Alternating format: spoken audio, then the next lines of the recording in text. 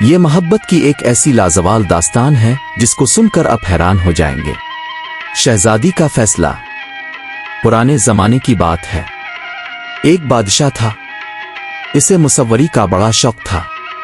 وہ اکثر اپنے فوجی دستے کے ساتھ جنگل کی سیر کو جایا کرتا اور اسے جہاں کوئی منظر پسند آ جاتا وہاں ڈیرا ڈال دیا کرتا تھا۔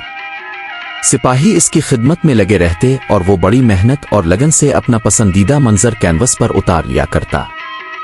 اس کا بنایا ہوا منظر دیکھ کر جب امراء اور درباری اس کی تعریف کرتے، اسے دلی مسرت حاصل ہوتی۔ بہتے جھرنے، اڑتے پرندے، لہلہاتے کھیت، پانی پیتے ہوئے جانور، افق کی گود میں اترتا ہوا سورج، اس نے ایسے کئی قدرتی منظر بنائے تھے۔ یہی وجہ تھی کہ اس کا دربار دلکش مناظر اور رنگا رنگ بیل بوٹوں سے سجا ہوا تھا۔ اس کے محل میں ایک تصویر خانہ بھی تھا، جہاں کسی میوزیم کی طرح اس کے آبا و اجداد کی تصاویر اور کئی پرانی شاہکار تصویریں آویزاں تھیں۔ بادشاہ کو صرف ایک بیٹی تھی، شہزادی گلنار، بڑی ہوشیار، ماں کی دلاری، باپ کی پیاری۔ اس کی عمر تھی 12 سال۔ گورا رنگ، نیلی آنکھیں، سفید موتیوں جیسے خوشنما دانت، ریشمی سنہرے بال۔ جب وہ سجتی سانورتی پریوں کی رانی لگتی۔ آئینہ دیکھ کر وہ ہمیشہ خدا کا شکر ادا کیا کرتی، لیکن کبھی کبھی اس کے چہرے پر کچھ دیر کے لیے اداسی چھا جاتی تھی۔ بادشاہ جب کوئی تصویر بناتا، شہزادی اس کے قریب جا بیٹھتی اور اپنی پسند کی تصویریں بنایا کرتی۔ بادشاہ کبھی اس کی رہنمائی، کبھی حوصلہ افزائی کرتا اور کبھی خوش ہے کر اسے سینے سے لگا لیتا۔ اس طرح مصوری کے شوق نے باپ بیٹی کی محبت میں دھنک رنگ بھر دیے تھے۔ ایک روز شہزادی آئینے کے سامنے بیٹھ کر خود اپنی تصویر بنانے لگی۔ وہ بہت دیر تک کوشش کرتی رہی، مگر جب صحیح تصویر نہیں بن سکی تو شہزادی مایوس ہے کر بادشاہ کے پاس پہنچی اور اداس لہجے میں بولی، ابو جان دیکھیے، ہم سے ہماری تصویر نہیں بن رہی ہے، بتائیے اپنی تصویر۔ واہ، آپ نے تو بڑی اچھی تصویر بنائی ہے۔ نہیں ابو جان، اب جھوٹی تعریف کر رہے ہیں، کیا ہم ایسے دکھائی دیتے ہیں؟ بیٹی، مصوری ایک فن ہے، مشق کے بعد رفتہ رفتہ مہارت پیدا ہوتی ہے۔ یہ سب ٹھیک ہے، لیکن ہمیں ہماری تصویر چاہیے، ہو ہماری طرح، اے شہزادی نے روٹیتی ہوئے کہا۔ ملکہ ان کی باتیں سن رہی تھیں۔ اس نے شہزادی کو پیار سے سمجھاتے ہوئے کہا، بیٹی، کھانے کا وقت ہو چکا ہے، کھانا کھا لیجئے، پھر اب کے ابو آپ کی تصویر بنا دیں گے۔ بنائیں گے ابو جان؟ جی ضرور بنائیں گے ہم اپنی پیاری بیٹی کی تصویر، لیکن آج نہیں، کل۔ آج ہمیں کچھ ضروری کام انجام دینے ہیں۔ ودا؟ ہاں بھائی، پکوا ودا۔ اگلے دن بادشاہ نے شہزادی کو سامنے بٹھا کر بڑی لگن اور توجہ سے تصویر بنائی۔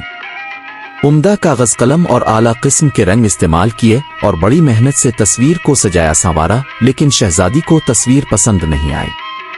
اس نے منہ بنا کر کہا، ابو جان، آپ نے بالوں کا انداز، سٹائل صحیح نہیں بنایا اور میری آنکھیں نیلی ہیں۔ اپنے تو ہاں، جو بات ہماری شہزادی میں ہے وہ اس تصویر میں نہیں ہے۔ ملکہ نے شہزادی کی حمایت کی۔ بادشاہ فکرمند ہو گیا، وہ فوراً سنبھل کر بولا، ٹھیک ہے شہزادی صاحبہ، ہم ایک بار اور کوشش کریں گے، کچھ بھی کیجیے، لیکن ہمیں ہماری تصویر چاہیے، بالکل ہمارے جیسی، شہزادی نے بضد ہو کر کہا۔ بادشاہ سوچ میں پڑ گیا کہ اب کیا کرنا جائے۔ اس نے حسب دستور اپنے وزیر خاص سے مشورہ کیا۔ وزیر بڑا ذہین اور قابل آدمی تھا۔ اس نے کہا، ذل الہی، ایسی تصویر تو کوئی ماہر فنکار ہی بنا سکتا ہے، اور اس کے لیے ہمیں مصوروں کو جمع کرنا ہوگا۔ آپ ٹھیک کہتے ہیں، اس طرح شہزادی کی تصویر بن جائے گی اور کچھ ہمارے ذوق کی آبیاری بھی ہو جائے گی۔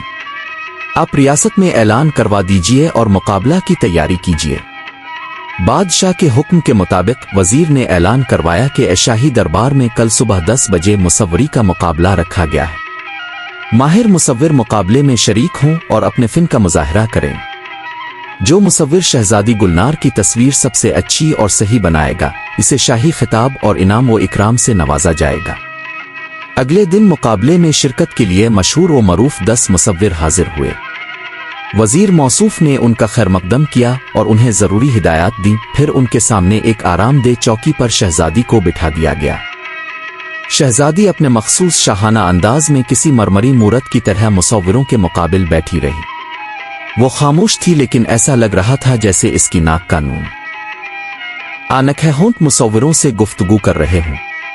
मुसव्विरों ने शहजादी की तस्वीर बनाने में कोई कसर बाकी ना रखी, अपनी तमाम फनी सलाहियतें सिर्फ की और बड़ी नफासत से रंग भरकर इसे आरास्ता किया।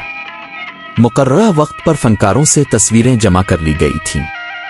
दीवान आम में मुसव्विरों की मेहमान नवाजी हो रही थी और दीवान खास में बादशाह, मलिका और शहजादी तस्वीरों का मुआयना कर रहे थे।